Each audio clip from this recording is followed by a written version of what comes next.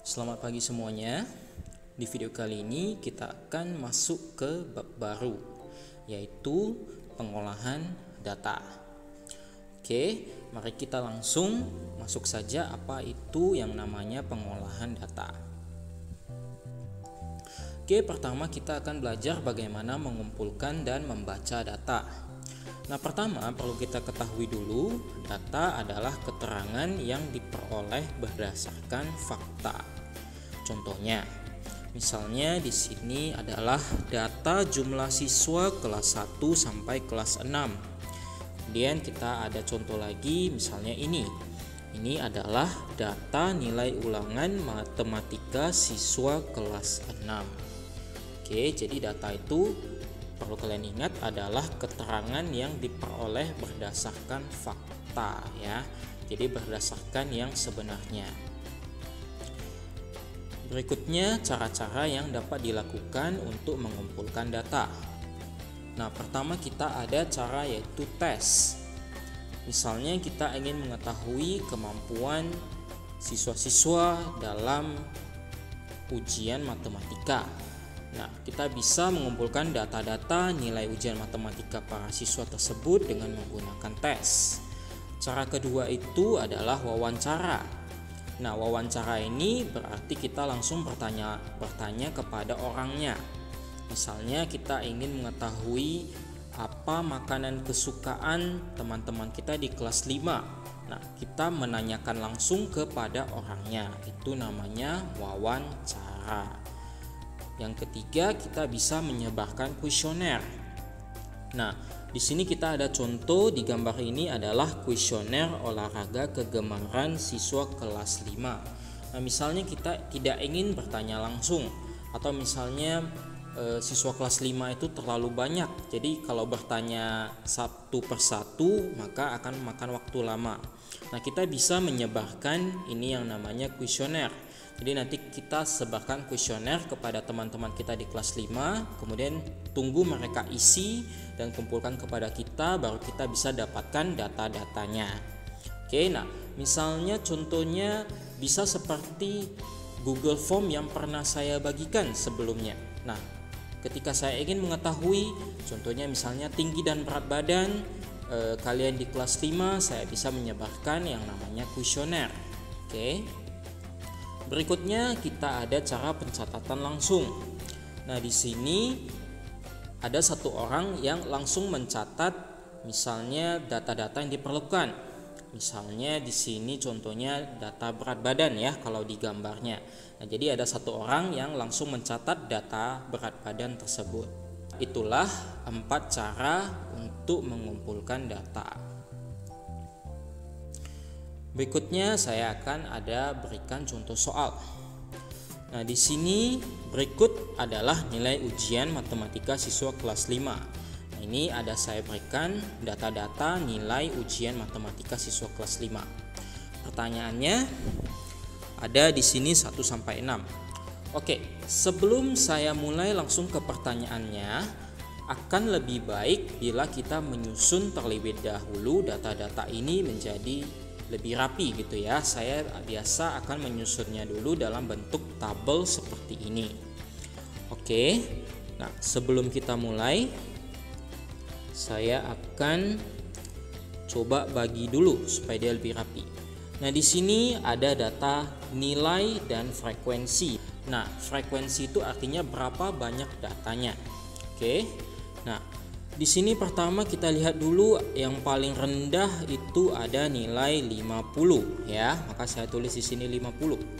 Kemudian kita lanjut lagi di sini 90, 85, ada 75.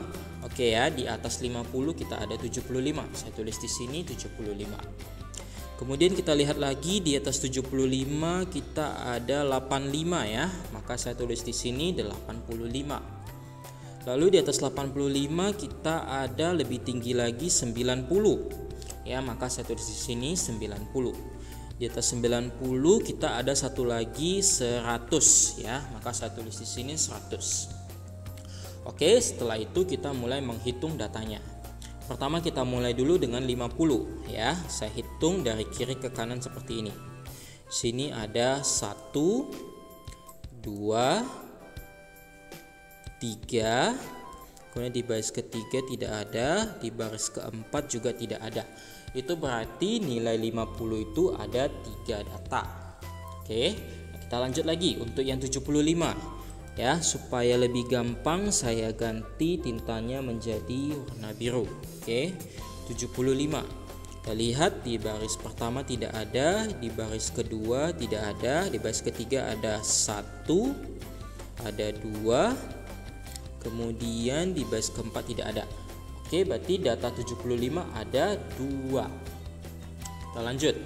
Sekarang untuk nilai yang 85. Oke, saya pakai yang warna kuning.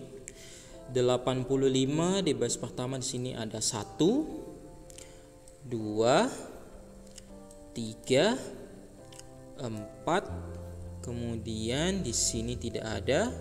Oke, 5, 6, 7. Oke, 85 ada 7 data. Saya tulis di sini 7. Oke, kita lanjut lagi ke yang nilai 90. 90 di sini ada 1, ada 2, di baris ketiga tidak ada, di sini ada 3, kemudian 4, 5, dan habis. Oke, berarti 90 ada 5 datanya. Kita lanjut satu lagi yang terakhir. Itu nilai 100. Di baris pertama tidak ada, baris kedua ada 1, baris ketiga tidak ada, baris keempat ada 2, kemudian di sini 3. Berarti nilai 100 ada 3 data. Oke, setelah kita susun rapi seperti ini, kita masuk ke pertanyaannya. Oke. Pertama, kita ada soal nomor 1.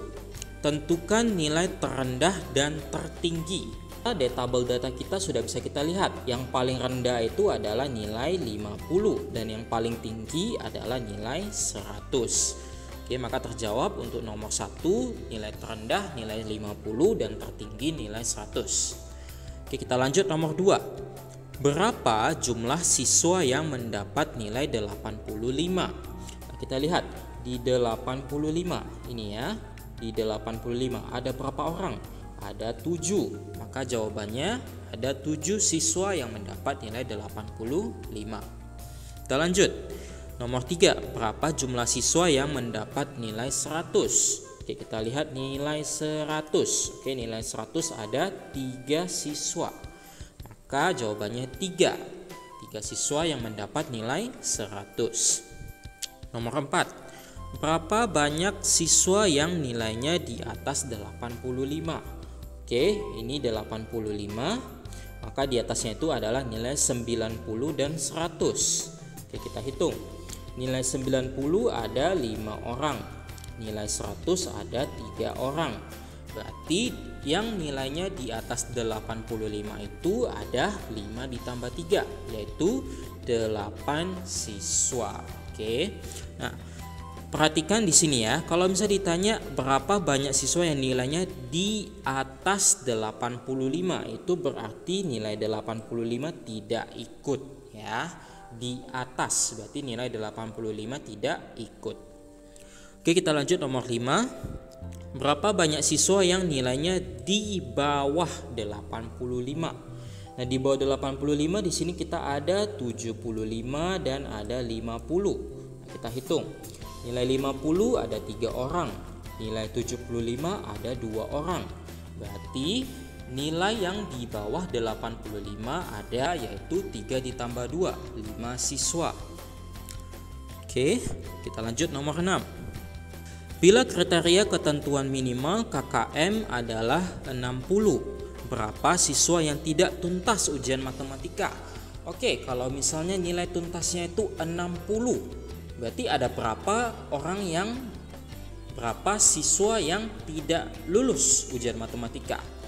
Nah, berarti kita lihat yang di bawah nilai 60. Nah, di bawah nilai 60 itu ada cuma satu ya, cuma 50.